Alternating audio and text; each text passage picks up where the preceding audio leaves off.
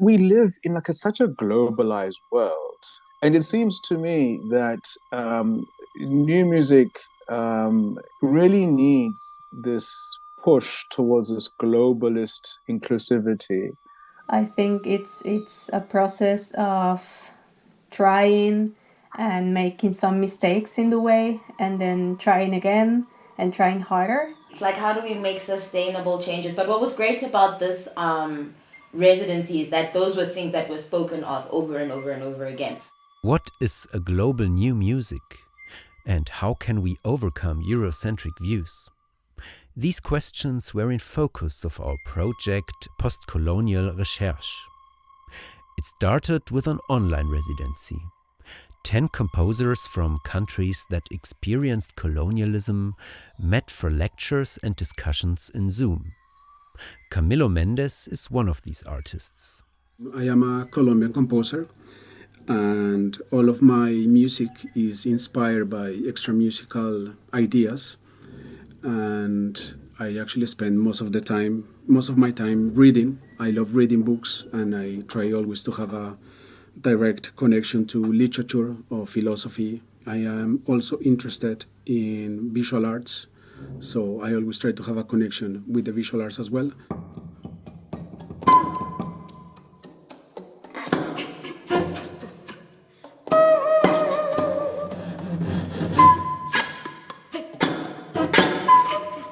I live in Hong Kong, so there is a very strong post-colonial influence here. And so this is something that I live here, and my students and the people that I deal with every day are really thinking about this. I am from Colombia, so I was born in South America, so I have also had experience of post-colonialism or thinking about this since I started composing many, many years ago.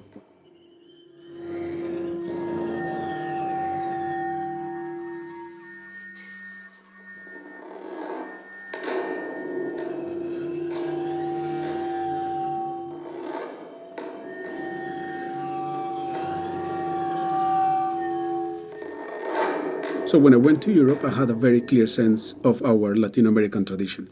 And I was shocked to learn that in the UK, at least, they had no idea of Latin American music. So they assumed that because I was Colombian, I was told by one composer in the UK, and he asked me, so is your music influenced by Spain? By Spanish music? And I thought, okay, these people obviously had no idea of what Latin American music is.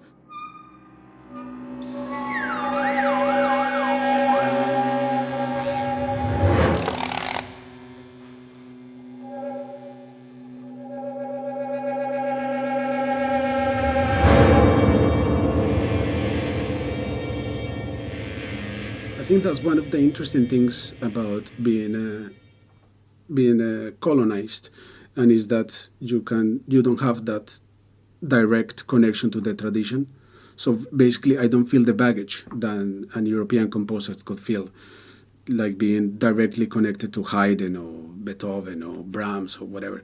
I know their music, I feel the connection with them, but it's not a baggage for me. It's not a burden. So I just basically pick and choose. So I take whatever I need creatively and I use it.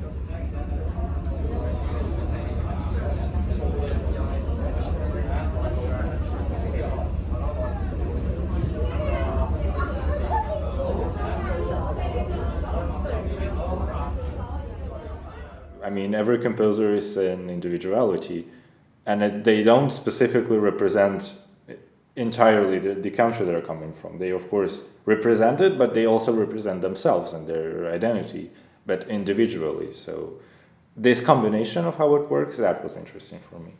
Adrian Mocanu studied in Kiev and Madrid, where he currently resides due to the war in Ukraine.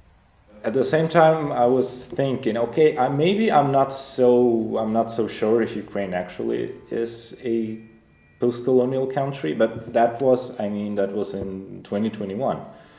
And in the events of the spring of 2022, of course, I have changed my opinion, and I understood, yes, of course, I'm coming from a post-colonial country, and we are dealing right now. So actually the war is the result of the colonial policy of Russia, and we are dealing with it. So yes, I am coming from a country which actually suffered from an imperialism from the other country for many, many years.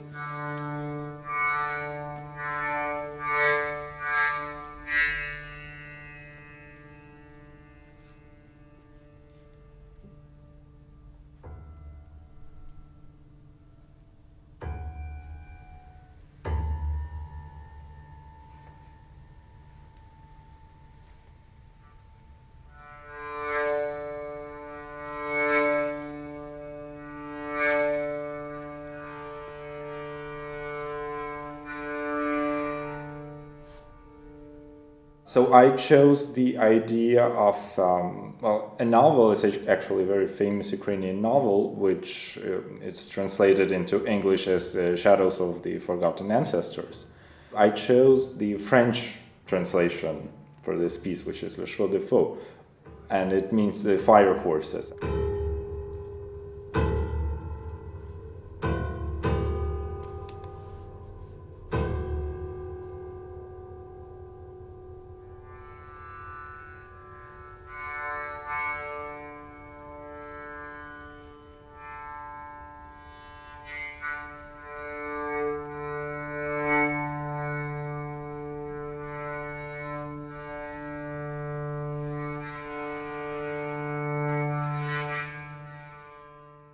Let me introduce.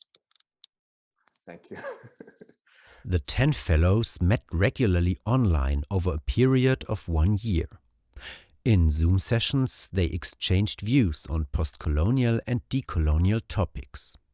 It's a more powerful process, to have the space, to have a voice in a space where you can interact with others, and specifically where you can feel like someone's listening with attention.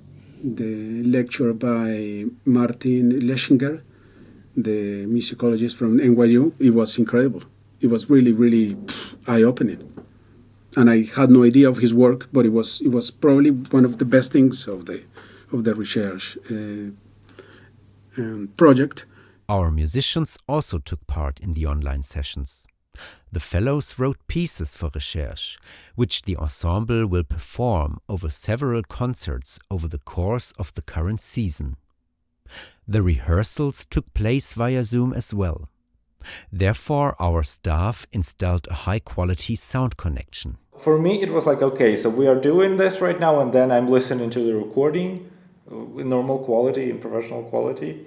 And the next day that we had, I already had some comments because, like when you are listening to your piece and there is like some sound interferences, you don't know what to think. Is this good? Is this bad? But then you listen to a good recording, and on the next day, there is already more things to talk about with the musicians.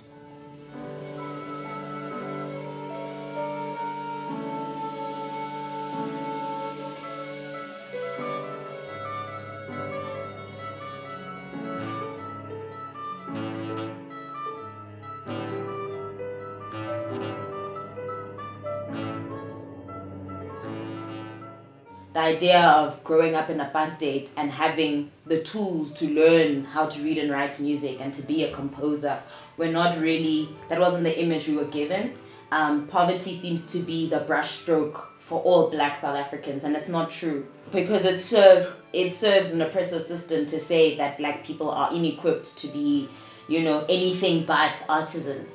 And so I don't come from a family of artisans. I come from a family of artists. I come from a family of sculptors who were exchanging and interacting with European, for years. Montati Masebe grew up oscillating between village life and the big city of Johannesburg. South Africa particularly is an interesting country. We really glorify the West a lot here. And I think American culture is something that, so on a societal front, is really adored. So we absorb a lot of American culture in this country, especially in the metropolitan areas, especially when you're a Model C middle class South African like I am. So I think it's just always been exposed to me. It's always been an interest of mine. I particularly had an interest always in electronic music.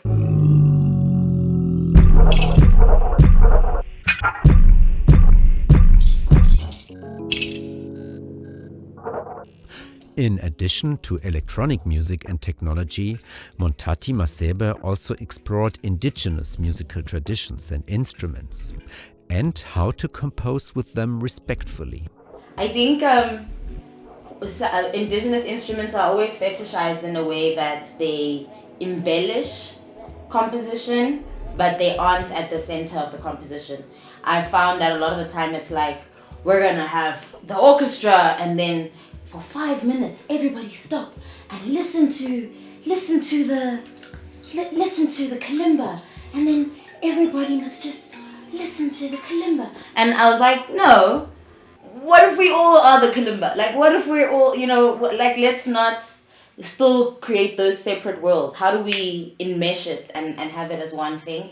And then also, I think the next thing that kind of fetishizes the sound is the inability to intellectualize it. Like the inability to say, this is, while it's only producing 2 notes, this is complex. And what makes it complex is its overtones, its microtonality, its lack of fitting into the Western staff notation. All of these things make it complex. They don't make it simple and backward. It's complex. So I wanted to have that sense of complexity be what is brought out, even though it's perceived as simple because it's only 1 note or 2 notes.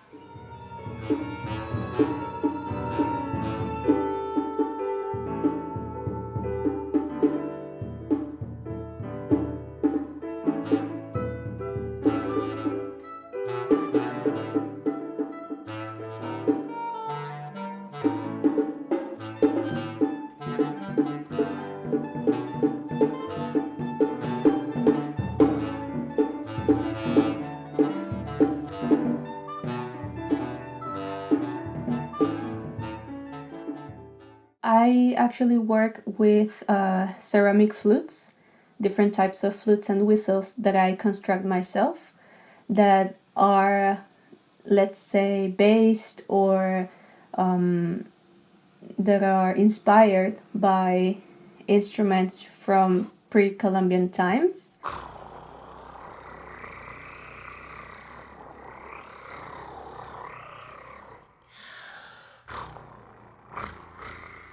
My name is Macri Cáceres. I'm a female composer and performer from Peru, and I really enjoy composing using graphic scores from photographs that I take or from images that I work with in different programs to create a different type of score.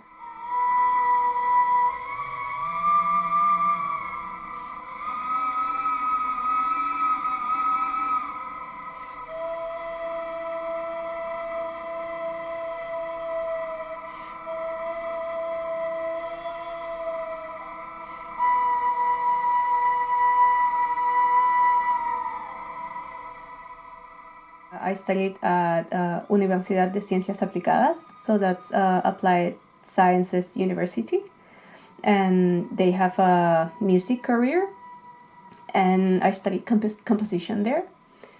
And well, through the courses and everything, they taught me all about the classic composers and history of music and all this, but it was all Western music, and it was all Western composers.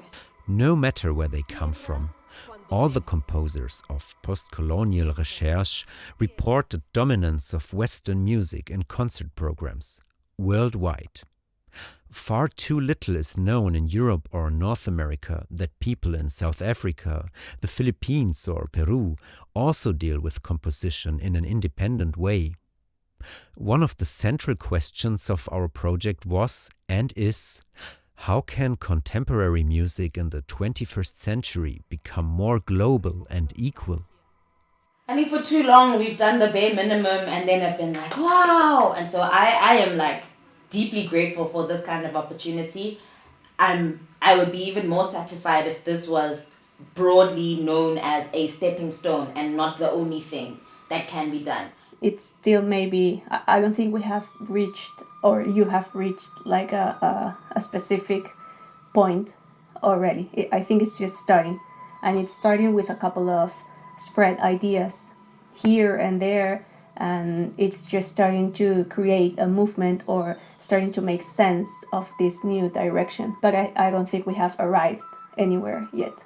Till the funding, the model of funding doesn't change, it's going to be very difficult to be fully inclusive and to be fully open in that respect.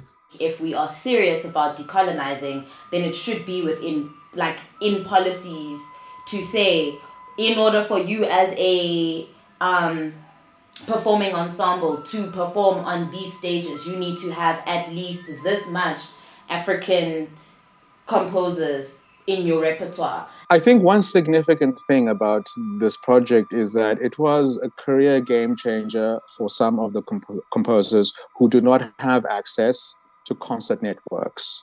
Bongani Ndodana Breen, a composer from South Africa, developed the project together with us. As a tutor, he worked closely with the fellows.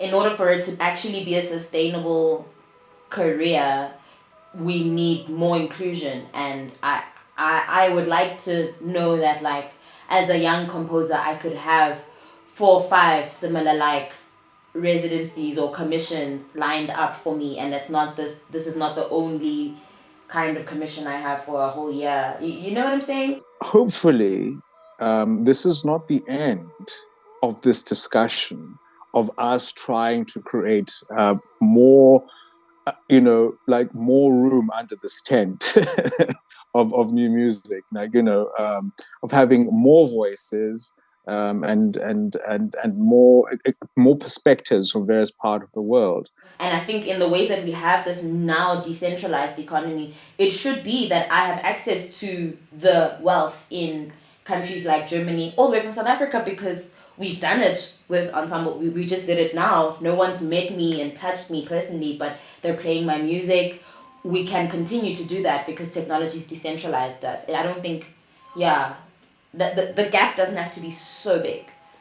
I think in addition to the commissioning and engaging with composers from the global south and their traditions, I think the other thing is that we need to then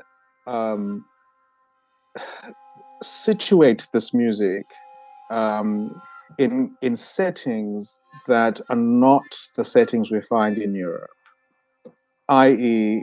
Ensemble Recherche going to Lagos or going to Nairobi, or going to some other part of the world. Maybe a proposal that comes from our own part of the world. Maybe not just like a Western proposition of a structured festival or project or residency or whatever, but just not only the creation of the opportunity using the same ideas, but maybe new ideas, new places of meeting, new types of events, just like other stuff,